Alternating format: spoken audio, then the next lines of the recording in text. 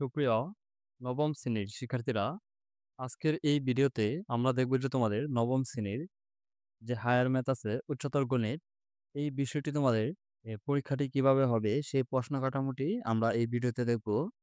তোমাদের প্রত্যেকটি সাবজেক্টে নমুনা প্রশ্ন এবং সুপার সাজেশন আমাদের চ্যানেলে দেওয়া আছে, সেখান থেকে তোমরা দেখে নিতে পারো।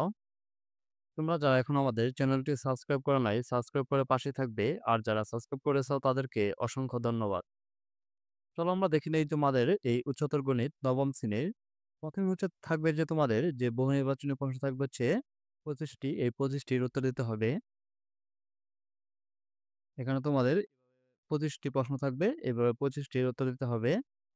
তারপর থাকবে যে তোমাদের সংক্ষিপ্ত এবং সৃজনশীল। তোমাদের সংক্ষিপ্ত প্রশ্ন থাকবে হচ্ছে 60টি। এই 60টির মধ্যে তোমাদের যে কোনো 5টি প্রশ্নের উত্তর দিতে হবে। তোমাদের যে কোনো 5টি সংক্ষিপ্ত প্রশ্নের উত্তর দিতে হবে। তারপর যে সৃজনশীল। এখানে তোমাদের সৃজনশীল থাকবে 60টি। এই 60টির মধ্যে যেকোনো 4টি সৃজনশীলের উত্তর দিতে হবে। প্রত্যেকটি বিভাগ থেকে ন্যূনতম একটি করে মোট এই 4টি প্রশ্নের উত্তর দিতে হবে। দেখো, ক বিভাগে আছে বীজগণিত, তারপর খ বিভাগে জ্যামিতি ও ভেক্টর, তারপর গ বিভাগে ত্রিকোণমিতি। তোমাদের গ বিভাগ ত্রিকোণমিতি। এই 3টি বিভাগ থেকে যেকোনো বিভাগ থেকে তোমাদের যেকোনো কমপক্ষে একটি করে দিতে হবে।